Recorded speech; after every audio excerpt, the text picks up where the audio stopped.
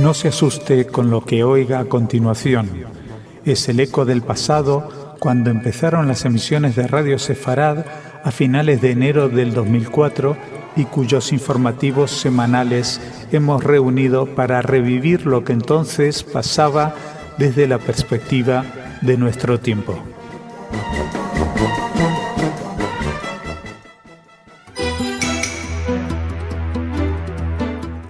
Bienvenidos al espacio informativo de Radio Sefarad. Comenzamos con los titulares. Desalojan asentamiento ilegal palestino en la zona E1. El rey de Jordania y la Unión Europea piden reanudar conversaciones de paz.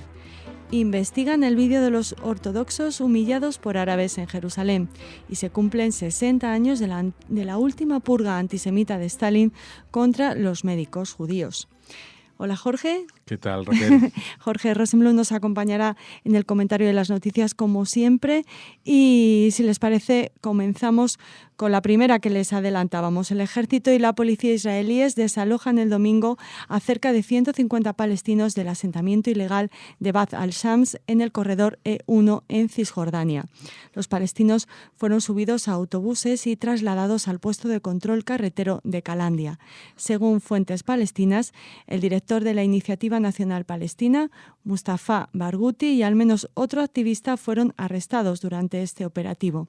Los activistas incendiaron una de las tiendas de campaña establecidas en la zona, aunque no se registraron hechos de violencia ni heridos.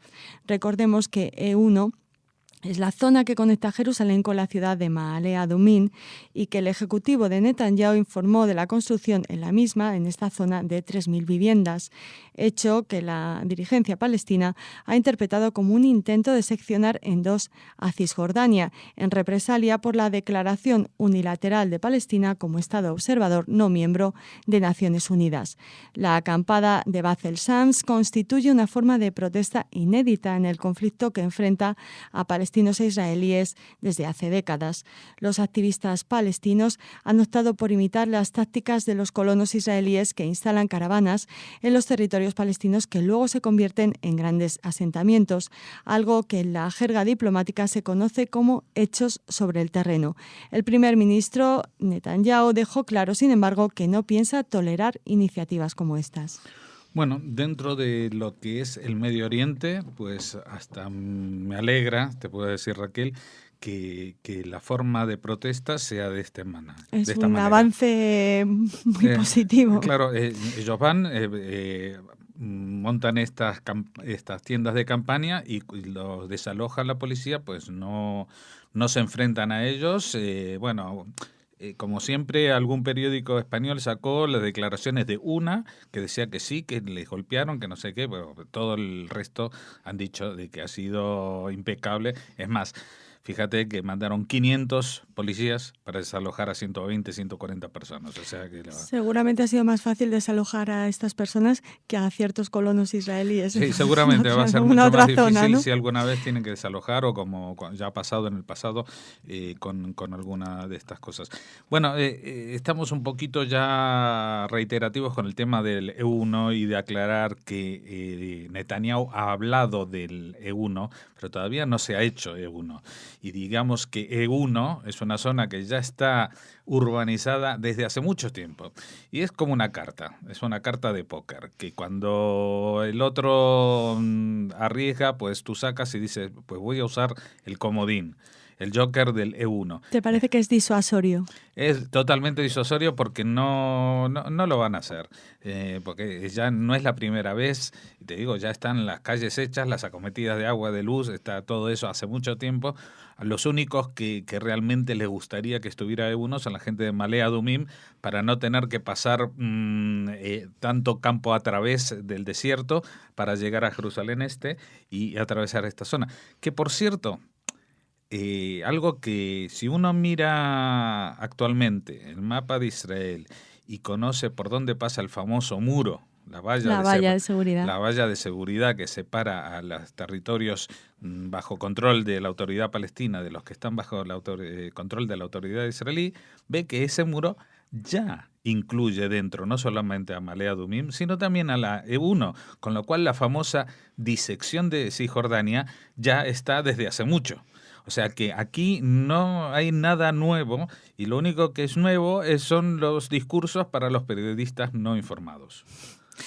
Bueno, intentamos luchar contra eso y lo hacemos continuando en este informativo comentándoles que el rey de Jordania, Abdullah II, advirtió ayer a una delegación del Comité Americano de Asuntos Públicos de Israel, AIPAC, en sus siglas en inglés, que los cambios regionales consecuencia de la primavera árabe deberían llevar al gobierno israelí a abrazar la paz y que el fracaso por revivir las conversaciones de paz entre Israel y los palestinos está aumentando las tensiones regionales.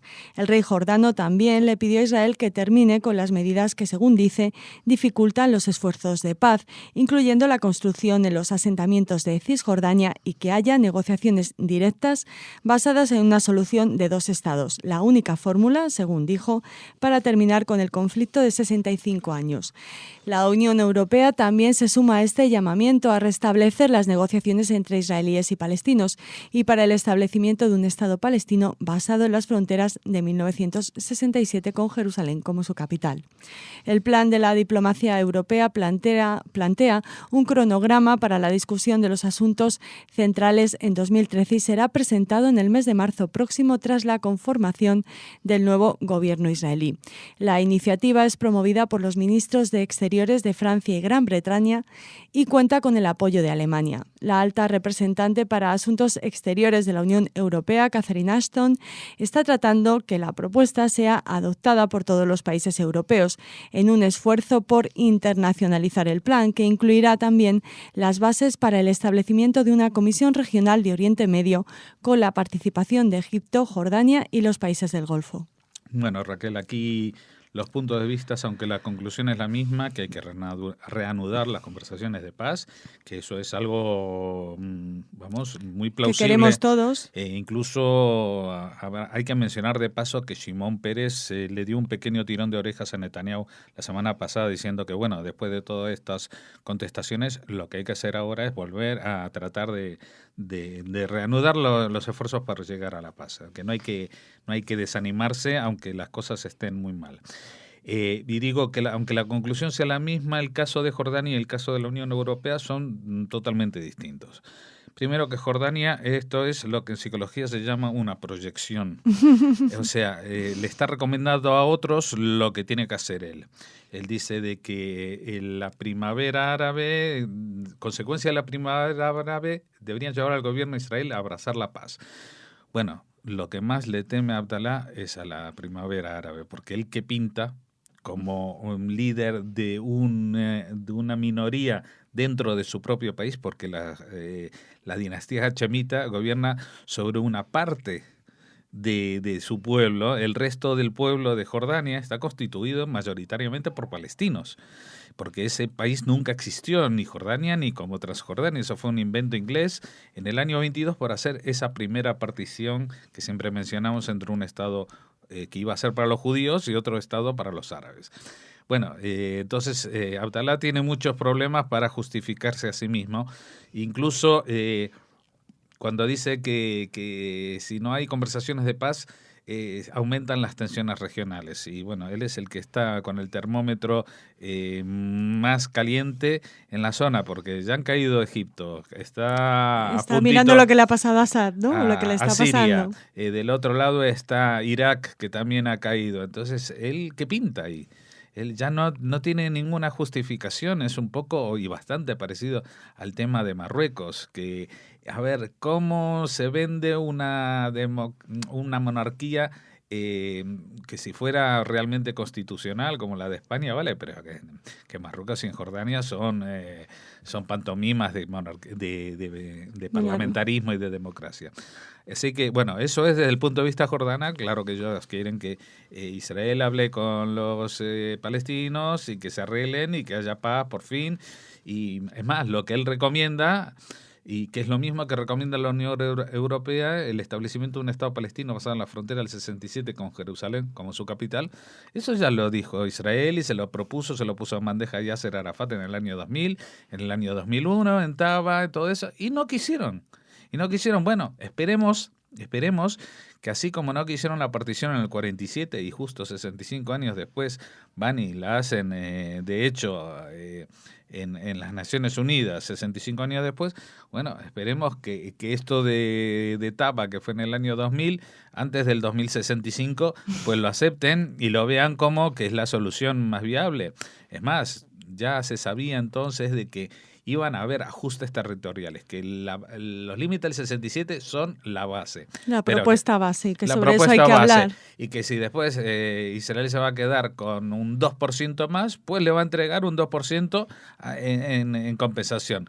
Y todo, recordemos que todo se vino abajo porque después de acabar y que estaba todo perfecto, pues Arafat se inventó eso de que, bueno, y ahora los 4 millones de refugiados palestinos que viven en el mundo tienen derecho a volver a Israel.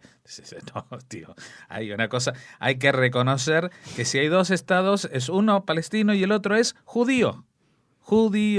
Y para eso se creó, y eso está ahí desde el principio, no voy a decir del principio de los tiempos, pero sí el principio de los tiempos modernos, que es la caída del Imperio Otomano, cuando eso se desmiembra y ahí los ingleses se ven en la obligación de responder también a las aspiraciones de los judíos y también de los árabes.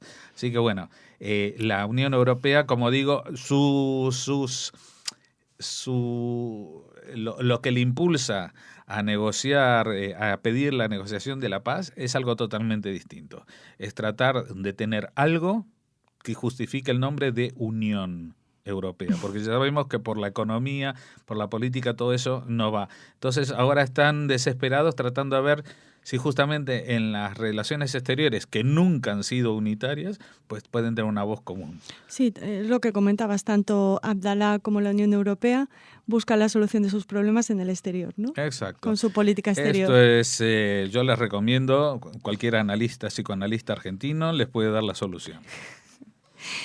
Seguimos. La policía del distrito de Jerusalén ha iniciado una investigación sobre un vídeo publicado en Internet en el que se muestra a una pandilla de docenas de árabes atacando a 2 judíos ortodoxos cerca de la puerta de Damasco en Jerusalén.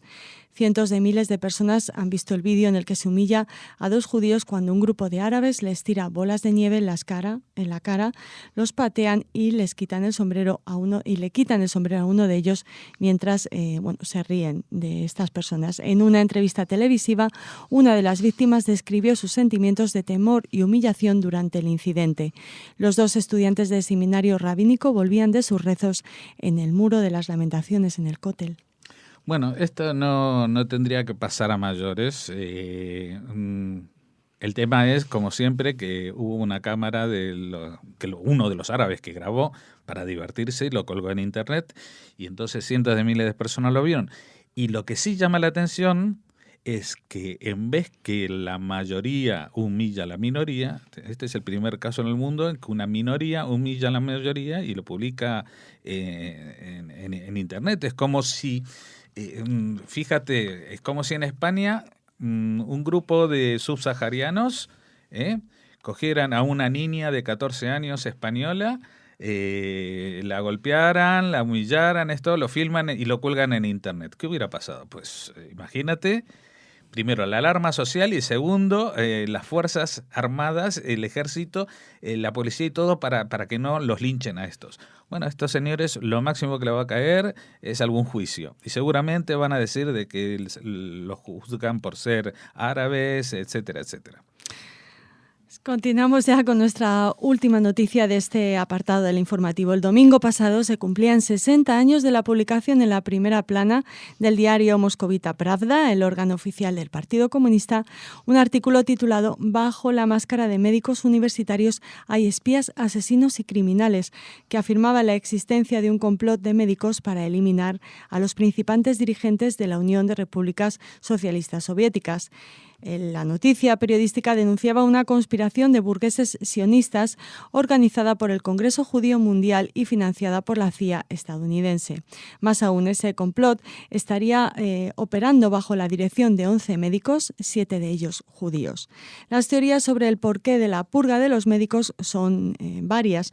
Una dice que Stalin quería castigar de alguna manera al Estado de Israel por haber pasado a la esfera de influencia americana.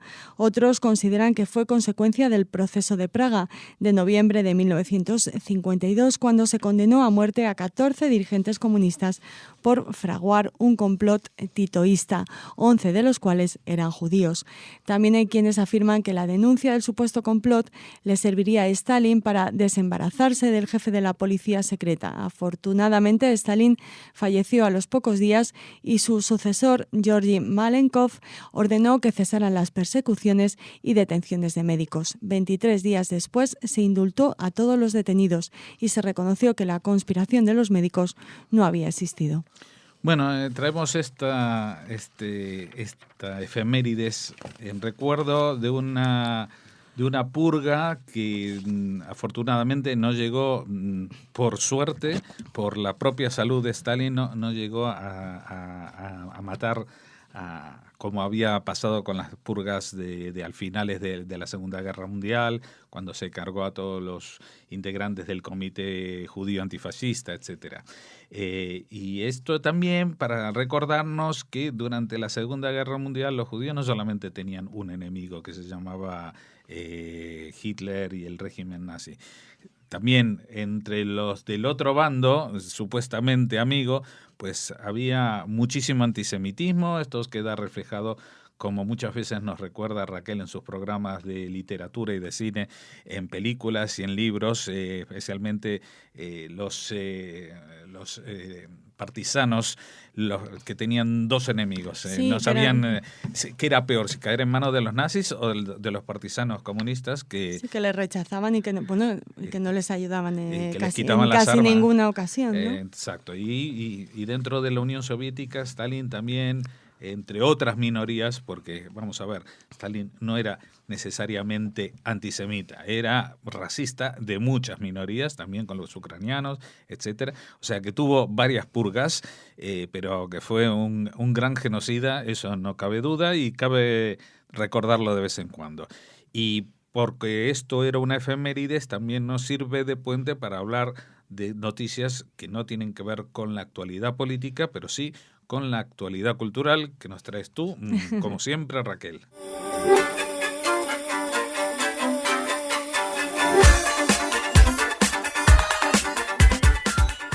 Y ya estamos aquí con las noticias culturales que nos traes. ¿Qué tenemos hoy? Pues acabábamos, Jorge, hablando de esta purga estalinista contra los médicos judíos. De ahí hemos pasado a hablar de los partisanos y del tiempo de la Shoah, de aquel tiempo terrible. Y se acerca la fecha oficial en la que se conmemora el Día de la Memoria del Holocausto y Prevención de los Crímenes contra la Humanidad. Y vamos a ir anunciándoles qué actos están previstos en toda España. Empezamos en la Comunidad de Madrid con los siguientes actos. El martes 22 de enero se realizará un acto de Estado en el Senado. El miércoles 23 un acto en el Ayuntamiento de Alcorcón. El viernes 25 el acto será en la Asamblea de Madrid, que fue una de las primeras instituciones, la primera. Creo que en el 2005, ¿no? En conmemorar este día. El domingo 27 de enero se realizará un acto de plantación del Bosque de la Convivencia conmemorando Tu Bishvat y el Día del Recuerdo del Holocausto en Alcobendas. Uh-huh. Y el martes 29 de enero será el Ayuntamiento de Getafe el que se una a esta conmemoración del Día Oficial de la Memoria del Holocausto y Prevención de los Crímenes contra la Humanidad. Ya les iremos contando. Sí, les iremos contando de otras autonomías, pero lo que sí nos interesa recalcar es que digamos que desde que empezó este proceso, como tú mencionabas, en la Comunidad de Madrid en el 2005, se han ido sumando otros parlamentos autonómicos.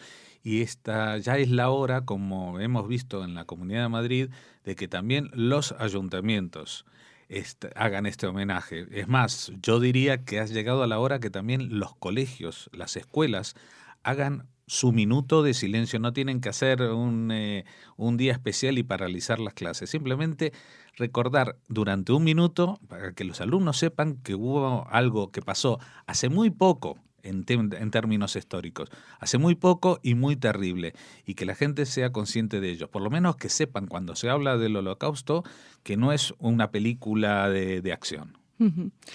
Seguimos hablando de la Shoah, pero ya saben nuestros oyentes que nos gusta hablar de novedades editoriales que les puedan interesar, incluso antes de que aparezcan en nuestro marcapáginas.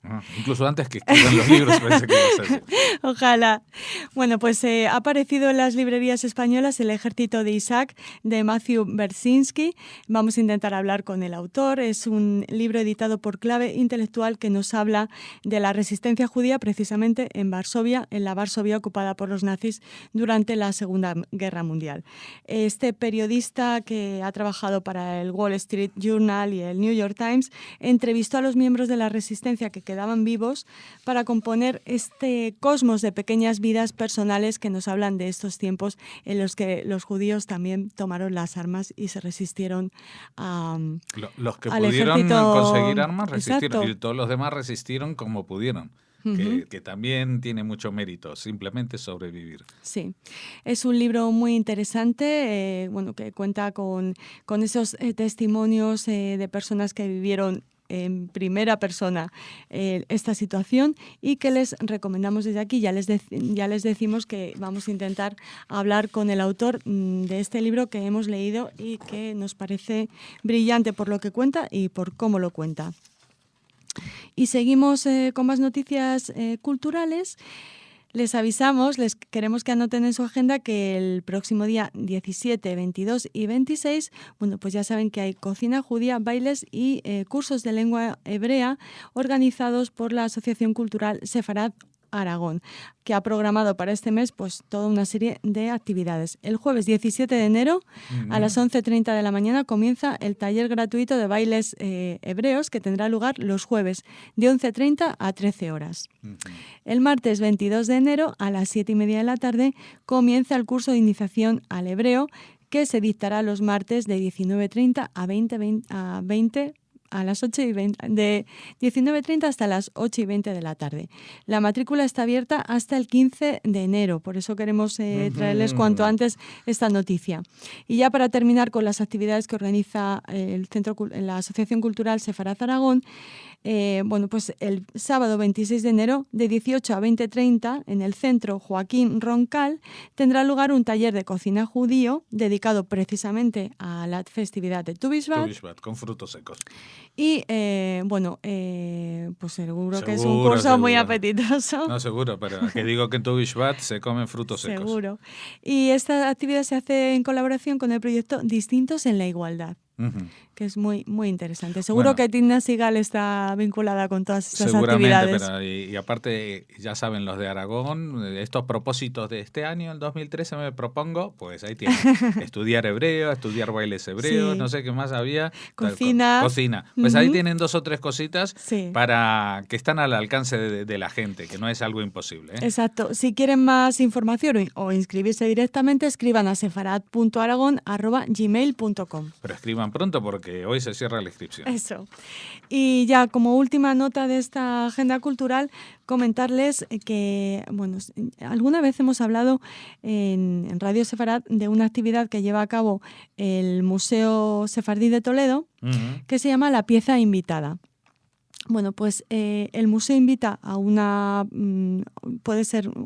invita a disfrutar de un cuadro, una escultura. Cada poco tiempo esta pieza invitada se va renovando y expone piezas que proceden de otras colecciones, pero que están vinculadas a lo judío, a lo sefardí.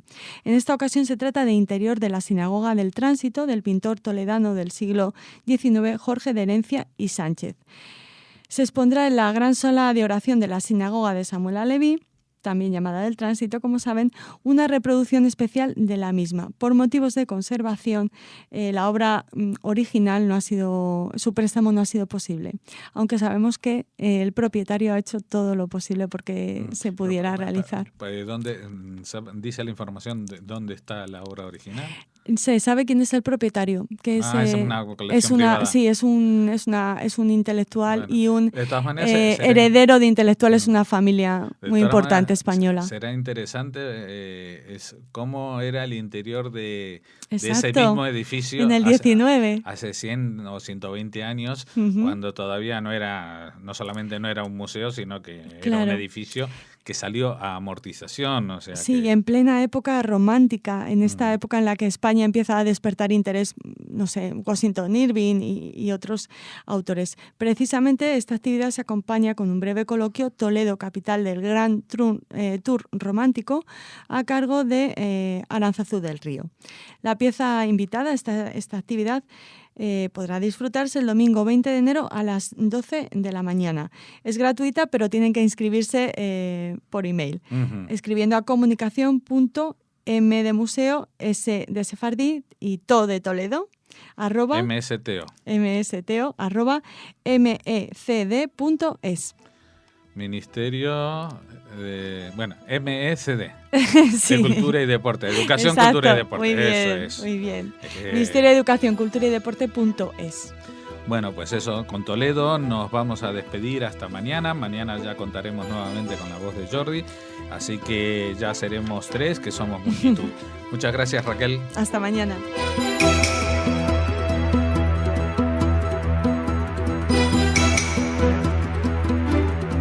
Bienvenidos, esto es Radio Sefarad y estas son las noticias. Empezamos con los titulares de hoy. Descubren túnel entre Gaza e Israel para perpetrar ataques terroristas. Sigue la ofensiva antiterrorista francesa en Mali. Israel acondicionará monumentos históricos en Cisjordania pese a la oposición del gobierno palestino. El viceprimer ministro Moshe Ya'alon no ve una solución al conflicto con los palestinos. Como siempre, Jorge nos acompaña en el comentario de estas noticias. Hola, Jorge. Hola, Jordi, ¿qué tal? Y luego vendrá Raquel con el espacio cultural. Pero empezamos. Fuerzas del ejército israelí descubrieron la entrada de un túnel junto a la frontera con la Franja de Gaza, pero dentro del territorio israelí. Se estima que el túnel fue construido para perpetrar atentados terroristas, muy probablemente para el secuestro de soldados o para el lanzamiento de ataques contra la población civil. El descubrimiento fue fortuito, gracias a un socavón en tierras del kibutz Nir Oz, de la zona de Eshkol, situada no lejos de la valla fronteriza. Aún se está estudiando el origen y la antigüedad del conducto subterráneo que presuntamente fue cavado desde el enclave controlado por los grupos terroristas palestinos. Lo que sí trascendió es que el conducto subterráneo es lo suficientemente largo como para trasladar personas y similar al túnel usado en 2006 para emboscar a los soldados del Ejército de Defensa de Israel y secuestrar a Gilad Shalit. Bueno, ya sabemos que Gaza está perforada, toda su frontera es una galería de túneles tremenda. Se estima que hay 1.500 túneles en la frontera con Egipto. Ahora ya no se usan tanto porque pues esa frontera está abierta, no hay ningún problema, solamente que por ahí se pasan cosas que no es bueno que se vean a simple vista, por ejemplo, misiles, por ejemplo, coches de lujo, por ejemplo, otro tipo de armamento. Porque, bueno, eso iría en contra de los principios de Hamás, incluso de ostentación de lujo. Pero lo que no se habla mucho es de los túneles que cavan desde Gaza a Israel, que pasan por debajo de la valla de seguridad y que se adentran en territorio israelí. Y que, como nos cuenta la noticia, en el 2006 se utilizaron para secuestrar a soldados israelíes, en este caso Gilad Shalit. Entonces, bueno, este es un descubrimiento muy reciente, no se sabe exactamente cuándo se cavó, puede ser de que incluso el túnel estuviera en malas condiciones y fuera abandonado, y ahora, pues, con este socavón por las lluvias que hubo torrenciales, pues se descubriera, pero bueno, esto da la pauta de otro tipo de peligros que hay en las fronteras, que son este terrorismo de topos. Y seguimos ahora hablando de Francia y de Mali, porque Francia continúa su ofensiva aérea en Mali en un intento por detener el avance de los grupos salafistas que controlan el norte del país, según informó el ministro de Defensa Jean-Yves Le Drian. La aviación ha conseguido destruir hangares y otros lugares sensibles con el apoyo logístico del Reino Unido y de Estados Unidos. La actuación francesa se vio precipitada por la petición de ayuda lanzada por el presidente interino de Mali, Diokounda Traoré, y por la constatación de que si no se intervenía, Bamako habría caído en 2 o 3 días. La ofensiva salafista que comenzó el pasado jueves la encabeza el grupo Ansar Ansar al-Din, apoyado por los yihadistas de Al-Qaeda en el Magreb islámico y monoteísmo y yihad en África Occidental. Ayer el presidente francés, François Hollande, anunció que reforzará este dispositivo militar a la espera de que lleguen las tropas de la Comunidad Económica de Estados de África Occidental, que lucharán contra los rebeldes islamistas que controlan el norte del país africano desde el pasado mes de marzo. La ONU respaldó el lunes la intervención militar gala y volvió a pedir un proceso político de reconciliación nacional para zanjar un conflicto que, según la ONU, ha dejado 150.000 refugiados en los países vecinos, Mauritania, Níger, Burkina Faso y Argelia, y 230.000 desplazados en el interior del país. Bueno, sin querer minimizar el impacto de esta ofensiva y de la amenaza, pues habría que medir un poquito. Vamos a ver, estamos hablando de 75 soldados franceses. Bueno, es una fuerza aérea y entonces necesita menos, pero lo que llama la atención es que esto no lo está haciendo Sarkozy, lo está haciendo el primer ministro socialista.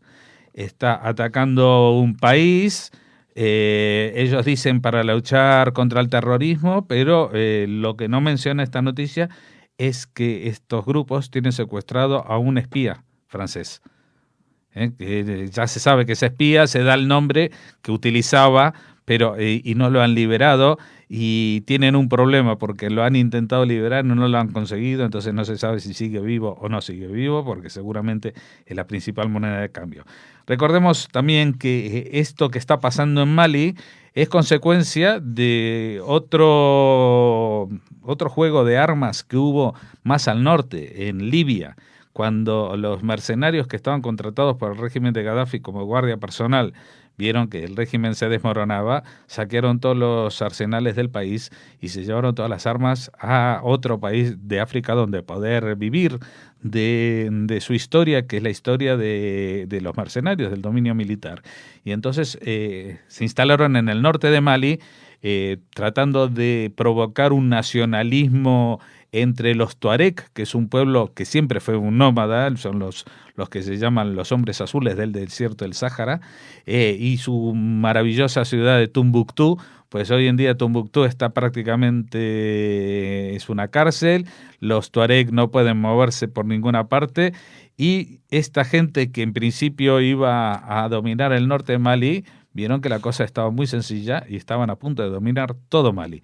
Y entonces fue cuando el presidente interino de Mali, porque Mali tampoco tiene las cosas muy bien organizadas, hace un llamamiento a Francia, y Francia con su presidente socialista pues nada, vamos y bombardeamos. No tenemos noticias, porque nadie las puede suministrar, sobre cuántos muertos hay, sobre cuántos civiles han muerto en estas operaciones. Solamente sabemos que Francia bombardea desde el aire. Pero no solamente que, a diferencia de, por ejemplo, otros conflictos de los que solemos hablar aquí, cuando Israel hace un operativo antiterrorista en un territorio, pues enseguida tiene a las puertas de todas sus embajadas en el mundo a 800.000 personas protestando por la ofensiva israelí, etcétera. Aquí nadie dice nada, es más, a posteriori, una vez iniciada la ofensiva militar, las Naciones Unidas la apoyan. Pues, como se dice, vive la France, ¿quién fuera francés para que le dejen hacer lo que uno quiera? Seguimos. El gobierno israelí anunció sus planes de invertir en el acondicionamiento de infraestructuras históricas y culturales en Cisjordania, pese a las protestas de la Autoridad Nacional Palestina.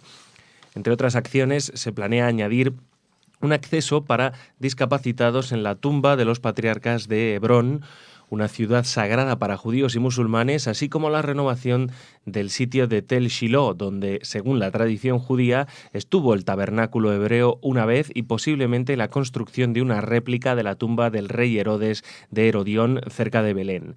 En total, el gobierno israelí tiene previsto invertir unos 107 millones de dólares en varios monumentos, incluyendo la renovación de enclaves arqueológicos, la digitalización de archivos y la creación de un museo dedicado al famoso físico Albert Einstein. Bueno, esto es ya rosa también el absurdo, o sea, Israel, es más, el encargado de esto ha dicho, el hecho de que nosotros vamos a adecentar estos monumentos no quiere decir que nos vayamos a quedar con Hebrón, no. Esto no tiene ninguna implicación política, esto quiere decir que estos son monumentos de la Edad Antigua y que hay que conservarlos y que, por ejemplo, no estaría mal que alguien en silla de ruedas también pudiera entrar en la mezquita o en la sinagoga que hay en la tumba de los patriarcas. Pues no, la Autoridad Nacional Palestina lo ve esto como una ofensa y como una intromisión en su Estado. Pues ellos lo llaman Estado, pero para Israel esto no es un Estado, esto es una autonomía. Es como ya hemos repetido, esto es una acción de un gobierno central en una parte de su territorio. Seguimos. En una reunión con periodistas hispanoparlantes, el viceprimer ministro y ministro de Asuntos Estratégicos, Moshe Ya'alon, dijo que Israel tiene que vivir sin una solución cuando ésta no existe, refiriéndose al conflicto palestino-israelí. Pese a ellos, Ya'alon señaló que sí existe una solución del conflicto, pero que ésta pasa por la educación del pueblo palestino y eso llevará años. Añadió que no considera al presidente de la Autoridad Palestina, Mahmoud Abbas, como persona idónea para alcanzar acuerdos de paz debido a presiones exteriores. El dirigente israelí, ex jefe del Estado Mayor del Ejército, criticó la corrupción de la Autoridad Palestina y cuestionó la política de donaciones internacionales que, aseguró, no contribuye a crear una economía estable basada en el esfuerzo y el negocio. En el caso de que las negociaciones entre israelíes y palestinos se reanudaran, Ya'alon aseguró que Israel negociará sin condiciones previas. Tendrían que ponerse todos los puntos sobre la mesa y no partiríamos de la fórmula paz por territorios, que es la posición palestina, aseguró. Además, Ya'alon declaró que la solución del conflicto palestino-israelí no contribuye necesariamente a la estabilidad en Oriente Medio. Los conflictos en Oriente Medio son causados por las disputas musulmanas entre chiitas y sunitas, dijo, y citó como ejemplo la guerra civil en Siria, que puede durar años, aunque resaltó que el régimen está perdiendo posiciones y la oposición no está unida. Irán fue considerado por el ministro israelí como el principal instigador de la inestabilidad en Oriente Medio, que además aseguró que Irán arma y soporta económicamente a grupos terroristas con el fin de desestabilizar a Occidente. Bueno, Jordi, no ha dicho nada Moshe Ya'alon que no supiéramos. Lo que pasa que decirlo y sacar la conclusión lógica puede sonar terrible. Y la conclusión lógica de todo esto es, dice él, que hay que acostumbrarse a vivir sin una solución cuando ésta no existe. Aunque él dice que sí existe esa solución, que eso puede venir por la educación, pero que eso va a llevar años. Lo que está diciendo es que sí, hay una solución, pero no hay una solución inmediata. No hay una fórmula mágica, no hay atajos y no hay sueños y quimeras que abordar. Nadie va a encontrar la fórmula que permita de pronto y con estos actores que tenemos en el Medio Oriente alcanzar los objetivos que se plantea de estabilidad y de seguridad el Estado de Israel.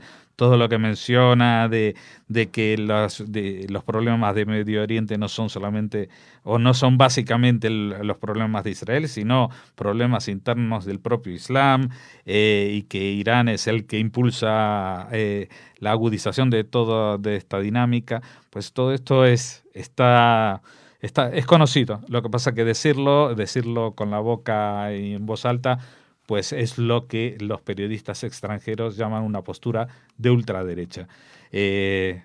Muchos políticos de izquierda seguramente pensarán lo mismo para sus adentros, pero no lo podrán decir en voz alta porque eso sería desalentar a sus propios seguidores y su propio programa. La esperanza es lo último que se pierde, pero en este caso hay que saber que el objetivo está cada vez más difícil y más lejano. Bueno, Jorge, pues muchas gracias. Mañana más noticias. Ahora viene Raquel con el Espacio Cultural.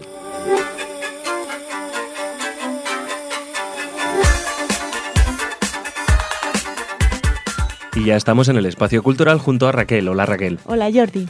Bueno, vamos a ver qué actividades culturales o noticias culturales nos traes hoy. Pues mira, vamos a empezar hablando a nuestros oyentes, a nuestros amigos, de un curso de introducción a la Cábala. Un curso que va a impartir Mario Sabán, que es un iba a decir viejo, antiguo, conocido de Radio Sefarad, ha estado en innumerables ocasiones hablándonos de Kabbalah y de otros temas, y pronto volverá a hacerlo porque ha sacado un nuevo libro, ya les hablaremos de esto. Bueno, pero en este caso nos referimos a este nuevo curso de introducción a la Kabbalah que impartirá el viernes 18 de enero a las 16 horas. Si quieren pueden inscribirse gracias a su correo electrónico mariosaban@yahoo.com. Es un curso que se impartirá en Barcelona. En Barcelona. Sí. Bueno, introducción a la Kabbalah por una persona que sabe mucho del tema, porque recordemos a nuestros oyentes que la Kabbalah también es un tema que está muy de moda y que no siempre es efectivamente lo que es, sino que, a ver si me explico, se toma la moda y no se entiende la profundidad mística de esta materia. A veces los que imparten estos cursos o los que escriben no son rigurosos, pero nosotros en Radio Sefarad intentamos que todos los que hablan de Kabbalah, tanto Mario Sabán como por supuesto Marta Lapides, Isaac Chocrón. ¿Ibas a referirte a Isaac? Sí, pues, y Marta Lapides y su fantástico programa que tenía con nosotros, en el cual incluso le daba una vuelta de tuerca a la Kabbalah, fantástica Marta, y además una gran persona. Sí, muy desde simpática. aquí le mandamos un besito que sabemos que nos oye. Ahora, Jordi, te voy a hablar de un cabaret metafísico. Mira, ya que estamos hablando de la... ¿Cabaret metafísico, Raquel? de la Kabbalah, pues ahora saltamos al cabaret metafísico, desde la mística judía a este Jacobi Leidenthal, que es lo que les decimos, un cabaret metafísico, la medida del valor y la felicidad de las personas según su capacidad de humillar a los demás, el placer de ser víctima, la soledad entendida como humorada tan triste como cómica, son algunas de las reflexiones que discurren por esta comedia mordaz en 2 actos, Jacobi y Leidenthal. Es una obra estrenada en 1972 en Tel Aviv, estuvo 1 año y 9 meses en cartel y fue repuesta en 1980 y 2004. Es una obra fiel al humor cáustico y desafiante de Hanok Levin, su autor, que nació en Tel Aviv en 1943 y falleció en 1999. Fue descendiente de una prestigiosa línea de rabínicos hasídicos de Polonia, y sus inicios como escritor satírico derivaron en una carrera importantísima como autor y director teatral que reúne hasta 56 obras. Bueno, Oscar Huescar Producciones adapta por primera vez al español el texto y las canciones que permanecen fieles a la partitura original, y el Centro Sefarad Israel, la Embajada de Israel, así como el Instituto Israelí del Drama y Teatro Cameri de Tel Aviv apoyan esta iniciativa que va a dar a conocer al público español esta obra de Levin. Serán las representaciones empezarán el 24 de enero, estarán hasta el 17 de febrero y se realizarán en la Sala El Sol de York, en la calle Arapiles de Madrid. Y esperemos que, como siempre les decimos, pues que luego este cabaret metafísico Jacobi Leidenthal visite otras ciudades, sea una representación viajera. Pues sí, ¿no? Y la verdad que tiene mucho que ver con el teatro judío, el humor judío, ¿no? El cabaret, esa ironía, ese sarcasmo que siempre ha acompañado a los cómicos judíos, ¿no? Como dices, esa ironía que esconde una verdad detrás. Y bueno, pues muy interesante, ¿no? Vamos a ver, y le deseamos mucha suerte a esta producción. Como siempre te digo, Jordi, vamos a intentar hablar con Oscar Huescar para que nos cuente algo más sobre este Jacobi Leidenthal. Venga. Y ahora... Dime. Te veo con 2 libros. ¿Me ves con 2 libros? Sí. Pues sí, están recién salidos de imprenta, como se puede decir. Todavía, Son 2 libros de la editorial Siruela, una editorial que saben que tiene un interés especial en la literatura contemporánea israelí. Son los editores de Amos Oz y de otros grandes autores, como por ejemplo el responsable de estos 2 libros, Edgar Keret. Ya saben, este autor israelí que tanto nos gusta. Pues Siruela edita La chica sobre la nevera, Pizzería Kamikaze y otros relatos. Y también De repente llaman a la puerta, de Edgar Queret. Son 2 libros de relatos cortos de los que, por ejemplo, Jonathan Safran Foer ha dicho de repente llaman a la puerta. El mejor libro de Queret hasta ahora, el más divertido, oscuro y conmovedor. Es tentador decir que estas historias son las más kafkianas, pero en realidad son sus más queretescas. O sea que ya le sitúa a la altura de Kafka y inventa una nueva categoría para estos cuentos tan especiales de este autor que va a visitar Madrid y que vamos a intentar también tener en Radio Sefarad. Pues nada, Raquel, perfecciona tu hebreo para entrevistarle. Rápidamente, en 4 lecciones, te enseño yo todo lo que necesitas saber de hebreo para poder entrevistarle, y si no, a lo mejor en inglés. Veremos. Bueno, pues Edgar Queret, que además es un escritor joven, ¿verdad? Muy joven. De la nueva ola de escritores. Pues mira, nació en Tel Aviv en 1976. O sea pues que nada, es un pichón, jovencísimo. Vamos, un pichoncito, como digo yo, la verdad. Pues nada, estupendo, Raquel, muchísimas gracias. Mañana más noticias culturales, ¿vale? Se me ha olvidado decir, Jordi, que la traducción está a cargo de Ana María Bejarano, que es extraordinaria siempre, así que le recomendamos, por supuesto, estos 2 libros. Venga, pues muchísimas gracias, Raquel, hasta la próxima. Hasta mañana.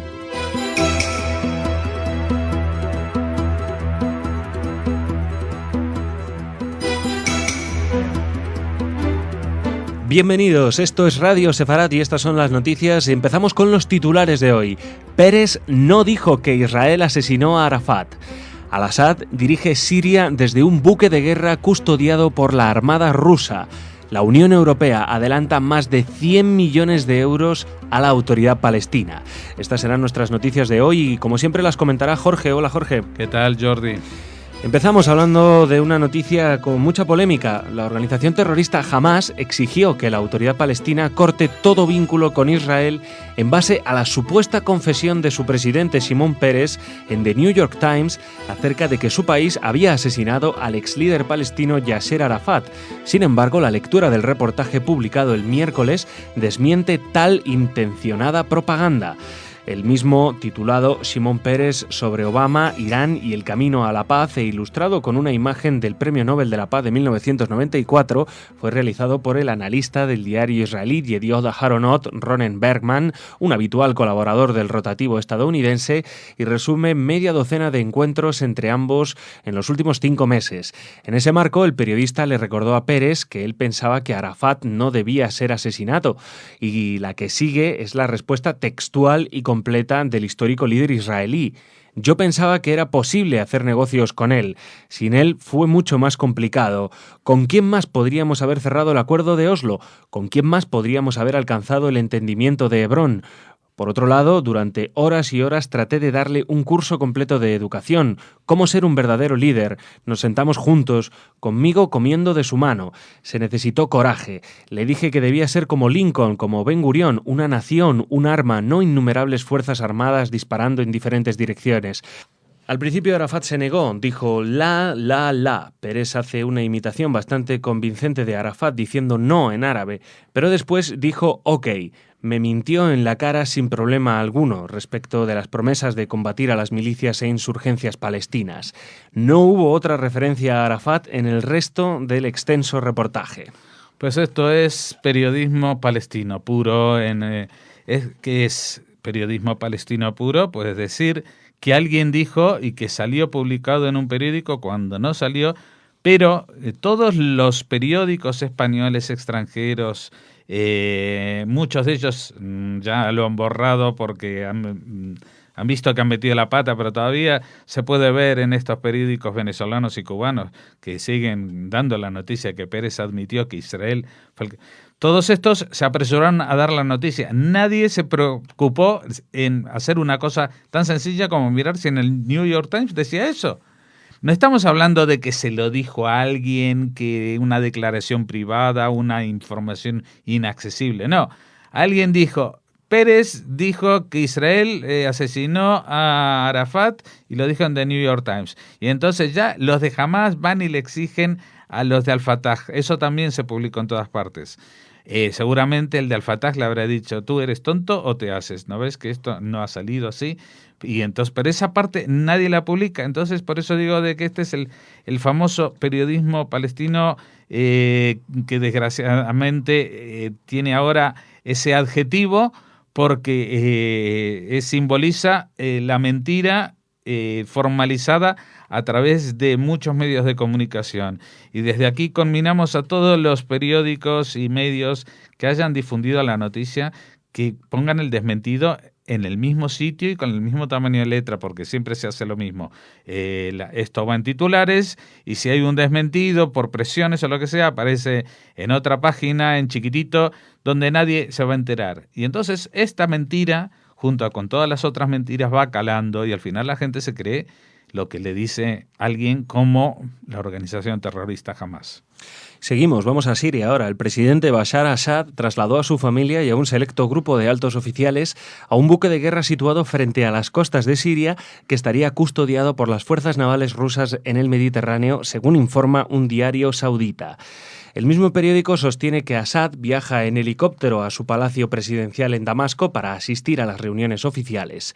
El dictador sirio ha aumentado significativamente las medidas de seguridad a raíz de la rebelión que desde hace más de 22 meses está tratando de derrocarlo, en el marco de una guerra civil que ha costado la vida a más de 60.000 personas, según cifras de las Naciones Unidas. El rotativo había reportado anteriormente que la inteligencia iraní logró reclutar a su primo, el coronel Hafez Makhlouf, sin el conocimiento de Assad y de su aparato de inteligencia, aumentando la profunda preocupación del mandatario sirio por las medidas de seguridad tomadas en torno a su figura. Rusia ha permanecido como el aliado más leal a Assad, vetando todas las propuestas de intervención internacional en el Consejo de Seguridad de la ONU. Moscú apoya la propuesta de Assad, que en un discurso pronunciado la semana pasada ofreció dar fin a la crisis mediante el llamado a elecciones nacionales y a la conformación de un nuevo gobierno. En cambio, la oposición insta a la salida de Assad como condición previa al diálogo y a la conformación de un gobierno de transición que podría incluir a figuras del régimen que no tengan las manos manchadas de sangre. Bueno, aquí vemos como los grandes valientes, los grandes líderes de este mundo de Medio Oriente, pues cuando hay un problema dejan a sus peones combatiendo y ellos se van a un refugio. No puede irse más lejos, no porque no quiera, sino porque no lo dejan llegar a ningún otro sitio. Seguramente, y esto no tiene que extrañarle a nadie, Bashar al-Assad, a diferencia de los tiranos anteriores, no va a encontrar refugio en ningún país árabe, sino que va a tener que aprender o aclimatarse al clima de Moscú, porque va a ser el único que lo va a acoger, por lo menos mientras esté Putin, que es otra figura insigne de la democracia internacional, tomándose esto, si alguien no lo entiende, como una sublime ironía. Así que bueno, ya saben, Siria no importa, lo importante es la familia de Assad, ellos pueden estar tranquilos, están a salvo, están en un barco de guerra, están custodiados por la armada rusa, que a eso no lo va a tocar nadie porque son los rusos. Y bueno, pues así son las cosas y así estos son los defensores del pueblo árabe. Y seguimos, terminamos hablando de la Unión Europea, que anunció el adelanto de la entrega de la primera parte del paquete de asistencia en 2013 a Palestina. Dicha asistencia comprende dos partes: 60 millones de euros para el Mecanismo Europeo Palestino de Gestión y Ayuda Socioeconómica y 40 millones de euros para el presupuesto de la UNRWA, la agencia de las Naciones Unidas exclusiva para refugiados palestinos. Además, la Unión también desembolsará 2 millones de euros que forman parte de los fondos 2012 destinados a reconstruir viviendas para 100 de las familias de refugiados palestinos más pobres que habitan en el campo de refugiados de Jerash, en Jordania. El mecanismo tiene como objetivo mantener el funcionamiento de la administración palestina con el pago de los salarios de sus funcionarios, los pensionistas y los ciudadanos en situaciones de vulnerabilidad y además de los servicios públicos esenciales. El comisario de Política de Vecindad de la Unión Europea, Stefan Füle, señaló que la autoridad palestina está teniendo especiales dificultades para lograr fondos de donantes a principios de este año. La Unión Europea es consciente de ello y, como un donante de confianza, ha dado pasos para aliviar el problema. Fíjense una cosa, ya hemos hablado muchas veces de las donaciones, de lo generosos que somos los europeos, que estamos a punto o estuvimos a punto, no se sabe todavía si el euro se va a mantener en pie, pero no importa, nosotros vamos a pagar a los pensionistas y a los funcionarios palestinos. Esos, por favor, que no se queden sin la paga de Navidad, sin la paga extra, porque aunque aquí en España todo el mundo tenga que ajustarse los machos, pues lo importante es que los palestinos no pasen hambre, porque aparte de todo esto, echen cuentas. Estamos hablando de 100 millones de euros de ayuda. Cuando Israel se cobró una deuda pendiente de más de 100 millones de euros, pero se cobró una parte con el impago a la compañía de electricidad, todo el mundo puso el grito en el cielo.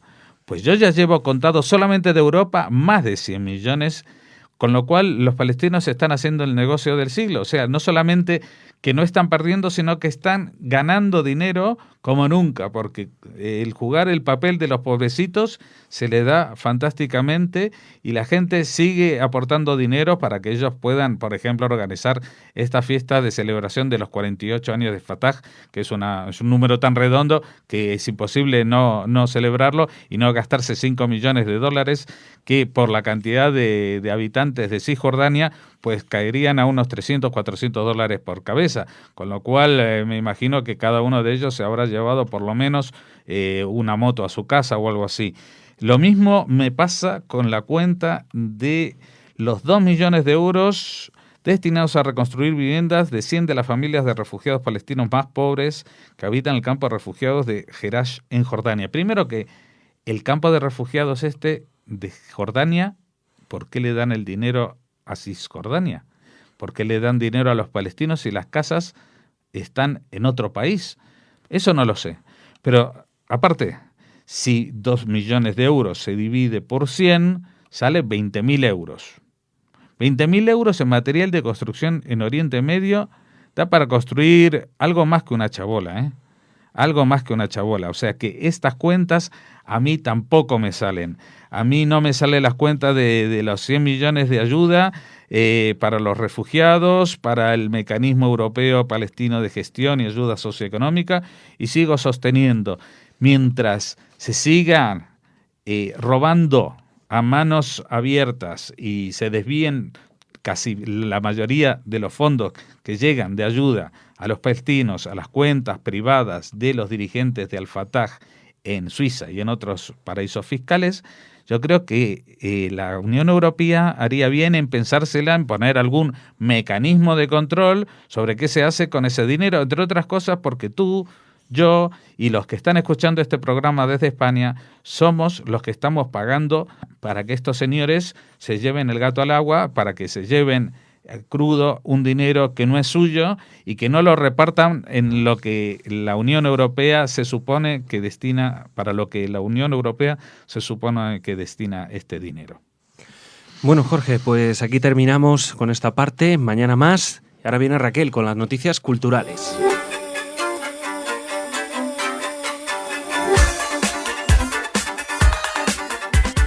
Muy buenas, Raquel, ¿cómo estás? Pues muy bien, muy tranquila porque Simón Peres no asesinará a Arafat, la verdad, una noticia súper sorprendente. Bueno, pues aquí estamos en Radio Sefarad con esas noticias que no sabemos de qué fuentes proceden y de las que se hacen eco todos los medios y que, bueno, pues siempre nosotros tenemos que llamar la atención sobre ellas, decir, oigan, contrasten sus fuentes, señores periodistas, porque en ningún momento Pérez dijo nada parecido. Pero bueno, vamos con las noticias culturales. Exacto. Me vas a traer, porque como saben nuestros oyentes, estamos cerca de la fecha de conmemoración del Holocausto y entonces hay muchas actividades relacionadas con este tema tan serio. Te voy a hablar de una, para empezar, que es un seminario, Memoria y Pensamiento en el Teatro Contemporáneo, que organiza el Centro de Ciencias Humanas y Sociales, el CSIC, el próximo lunes 21.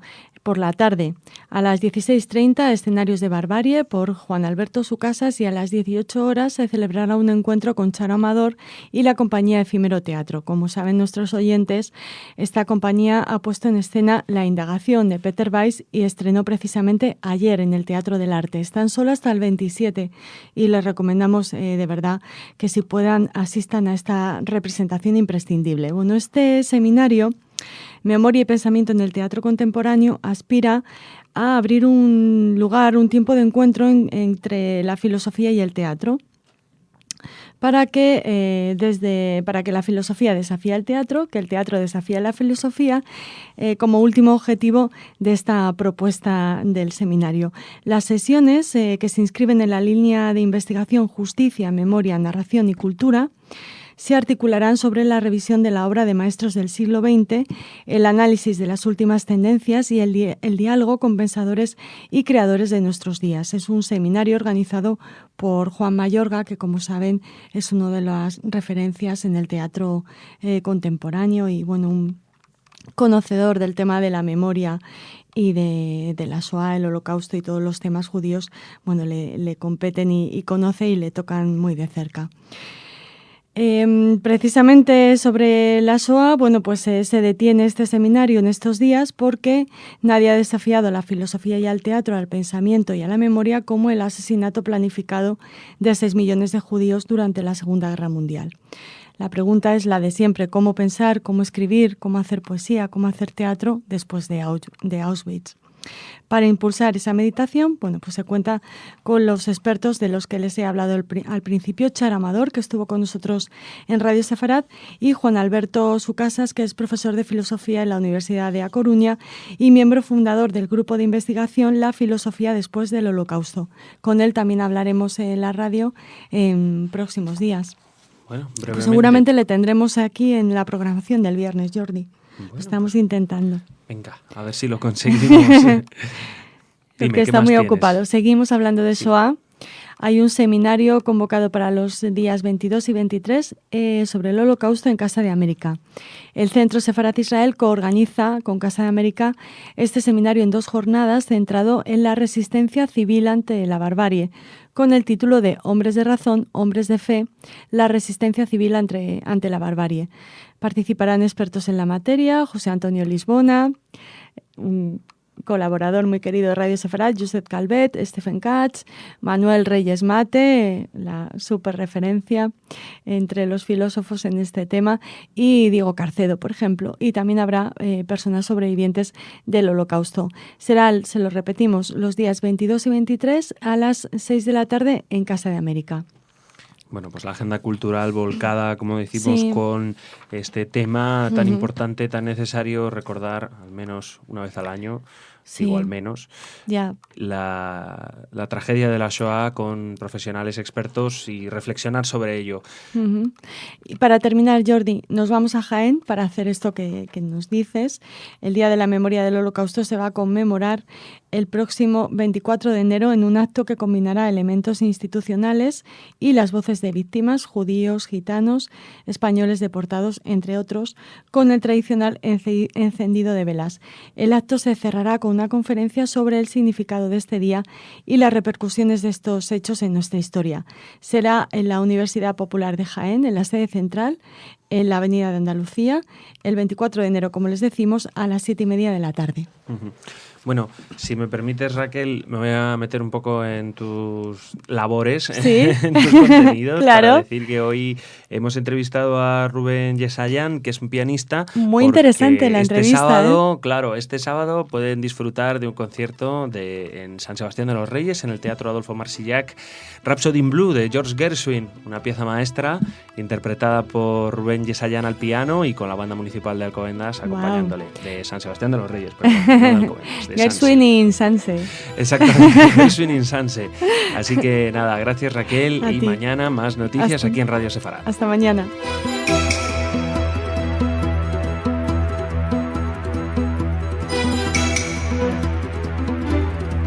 Bienvenidos, esto es Radio Sefarad y estas son las noticias. Empezamos con los titulares de hoy. Polémica por el viaje del vicepresidente de Andalucía, Balderas, a Palestina.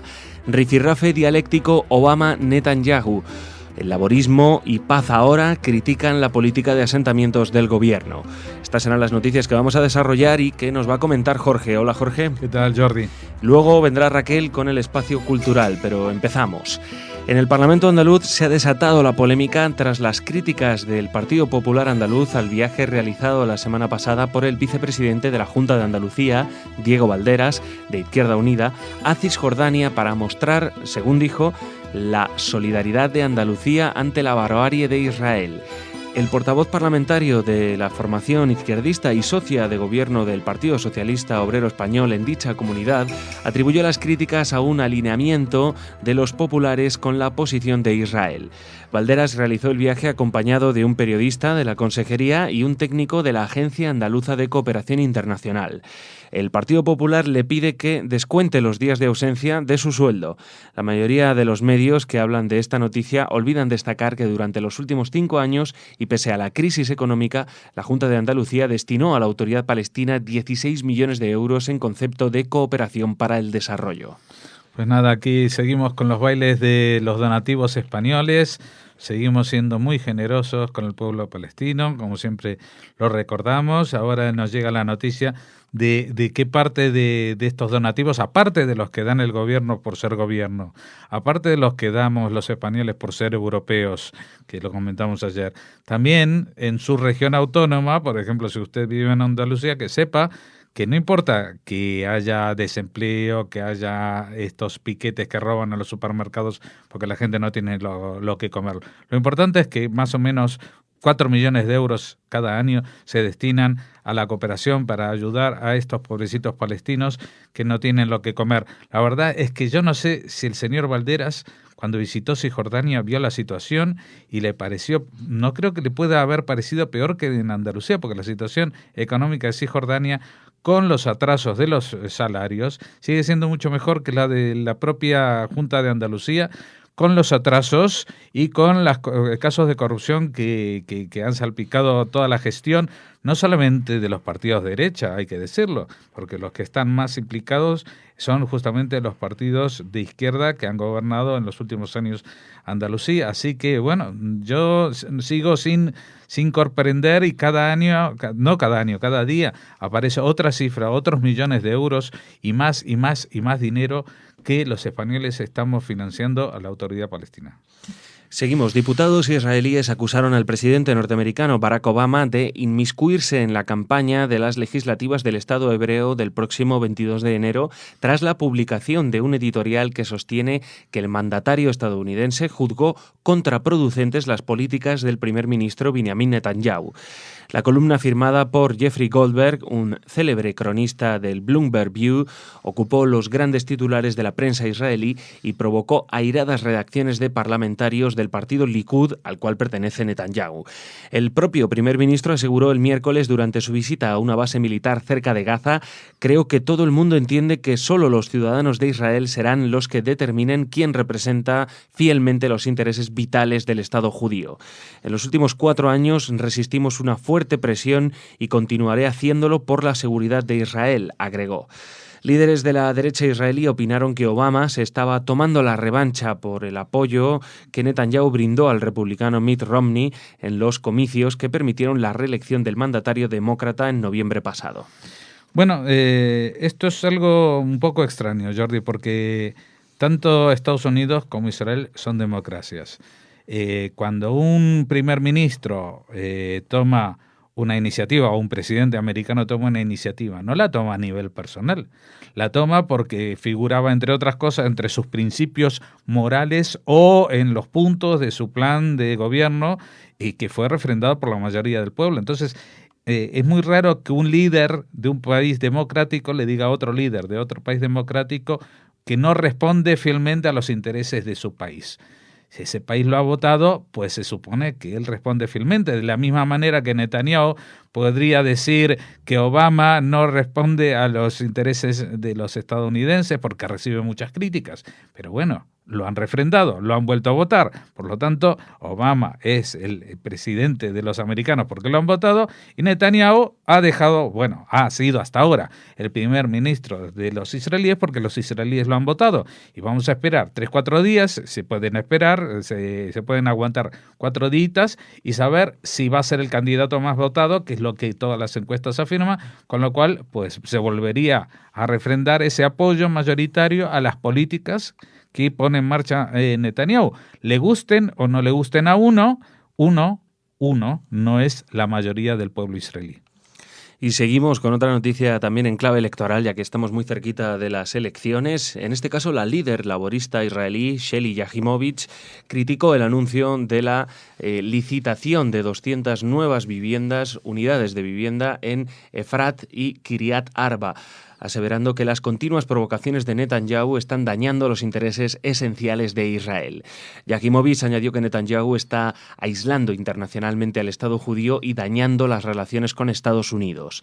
El número de aprobaciones de planes de construcción en asentamientos en Cisjordania por parte de las autoridades israelíes creció en 2012 un 300% en comparación con los 2 años precedentes, según un estudio publicado por la ONG Paz Ahora.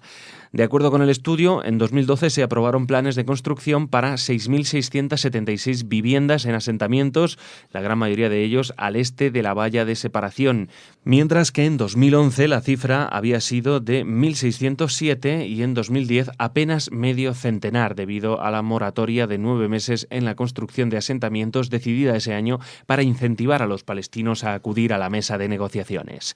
Asimismo, el informe de Shalom Achshav señala que en 2012 se crearon 4 nuevos asentamientos embrionarios sin permiso de las autoridades israelíes, uno como una extensión de Itamar y otros 3 cerca de las ciudades palestinas de Ramallah, Qalqiyá y Nablus, en los que se edificaron 317 viviendas sin permiso de construcción. A finales de año se dio luz verde a un bloque de 5.500 casas en los barrios de Jerusalén Este de Ramat Shlomo, Gilo y Givat Hamatos. Bueno, aquí, ves, a diferencia de la noticia anterior, estamos hablando de que la que se queja, por ejemplo, es la jefa de la oposición y no dice lo que usted hace es ilegal. Le está diciendo esto puede dañar las relaciones con Estados Unidos. En eso sí estamos de acuerdo. Que igual a Estados Unidos, pues el tipo de iniciativas que está tomando Netanyahu no les parece las más adecuadas. Otra cosa es si lo más importante para Israel son las relaciones con Estados Unidos o su propia, digamos, idiosincrasia o su propio sentar las bases de cuál es el marco para su existencia. Si los palestinos no están dispuestos a hablar de absolutamente nada y ni siquiera como en el año 2010 congelando los asentamientos se pudieron sentar a la mesa, pues vamos a utilizar, y eso es lo que en realidad es esto, las viviendas que se construyen en los asentamientos, no nos cansaremos de repetir, no son hechos consumados.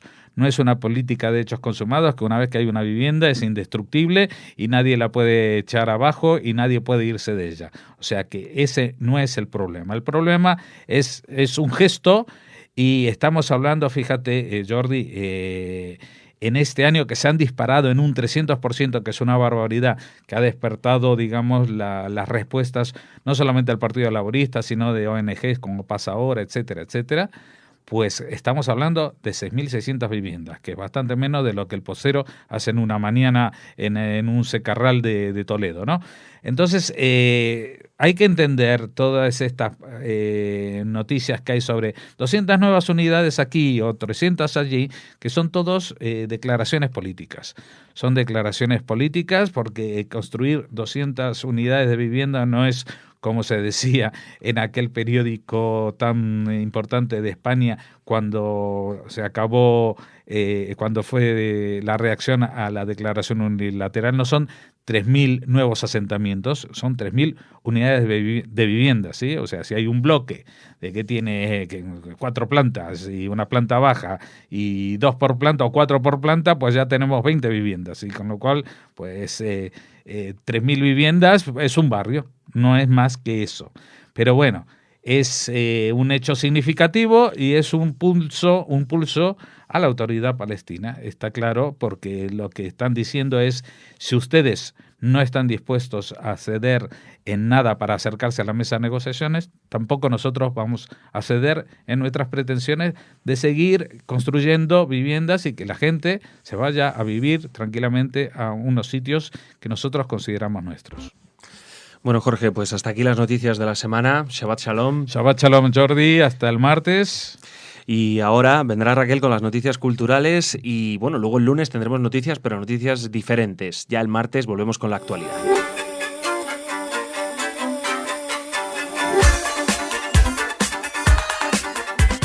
Último espacio de cultura de esta semana junto a Raquel. Hola, ¿Cómo no? Jordi. ¿Y cómo no? ¿Con No te quién iba a puedes ser? librar de mí. No, todo lo contrario, hombre, nos encanta a los oyentes y a mí que nos cuentes actividades y noticias culturales como... Como por ejemplo que están ya a tiempo todavía, son los últimos días de esta exposición que se presenta en la Fundación Juan March, en la que hay bastante presencia judía, artistas judíos británicos en la Fundación Juan March. Ya saben que hasta el 20 de enero esta fundación presenta la exposición La Isla del Tesoro, arte británico. En ella, pues se reúnen 180 piezas, pinturas, esculturas, obras sobre papel, libros, revistas, manifiestos y fotografías de más de un centenar de artistas. Les hemos venido hablando de esta exposición en muchos programas, Jordi, pero ya quedan muy poquitos días y por eso se lo queríamos recordar.